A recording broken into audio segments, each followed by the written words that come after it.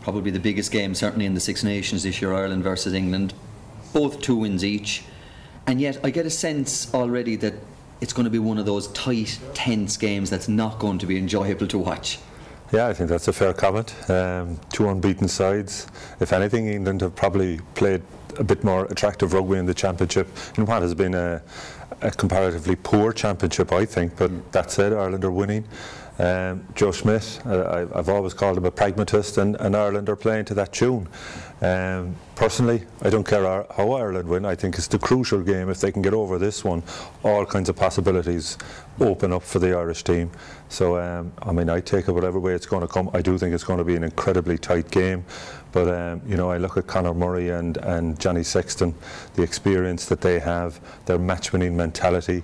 George Ford opposite for England is a fantastic young talent, but he's only started 5 games for England, so a huge test for him. So is that the future, or certainly the immediate future for Ireland? Pragmatic, winning rugby rather than entertaining rugby? I think so. I mean, I thought that Schmidt would have moved on Ireland's game plan. When he came in, it's a different gig for him. He's used to working with a club side where you have a team 5 days a week, 45 weeks of the year. With a national squad, you only get pockets to work in. You have so many injuries when they come into that phase that it's very difficult to get a lot of constructive work done. So I thought it was a question of building blocks. You know, he'd add bits and pieces. But there hasn't been a huge amount added to what we've seen last year. The worry that I have is opposition know what's coming now. I mean, Ireland's kicking game has been outstanding, and they have athletes like Tommy Bowe, Rob Kearney, Simon Zebo, Robbie Henshaw, who are just outstanding in the air. But there'll come a day when somebody knows what's coming and they'll have a plan to counter that. What happens then?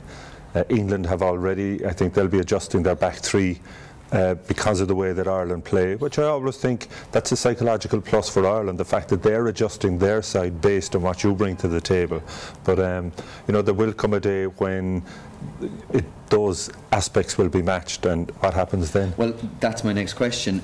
Are the likes of New Zealand and Australia watching at the moment what Ireland are doing specifically with the autumn in mind? I think they probably are. I mean, Ireland are rated now in the World Cup context. I mean, I certainly expect Ireland will come out of their pool, there's no question about that. They could well go all the way to a semi-final of the World Cup. I mean, that is my expectation sitting here now. But New Zealand are in a different planet in terms of the way they play. Even their body shapes are different, their skill sets are different. Australia are in a little bit of a no man's land at the moment, so it'll be interesting to see. But look, I think address the Six Nations. If you come out on top of that 2 years in a row, you're in a brilliant place going into the World Cup. Not many people would remember this, but you were the first person I can recall to raise the flag about the inherent dangers to players of modern day rugby. You were discussing and writing about concussion maybe 2 years ago. Have we got to the point in rugby where quite literally rugby could kill someone? It is a serious concern. I mean, every single game you see now, there's 2 or 3 players put into a concussion bin. They're bigger, they're stronger, the collisions as a result are more explosive. A lot of head trauma because of things, you know, different tackling techniques and that. You have 2 players tackling 1.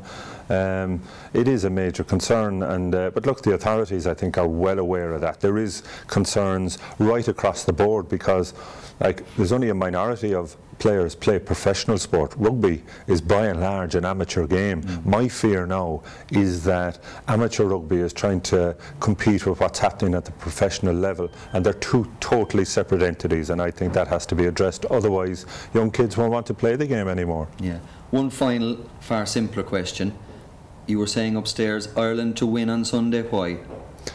I just think their overall package is maybe that little bit stronger at the moment. I thought England have missed a trick in terms of, I think they could have adjusted their bench to be able to add more. It's this pragmatic line for England, I think, trying to reward the people who are there. But I think the time to change is when you're winning, not waiting until you're beaten.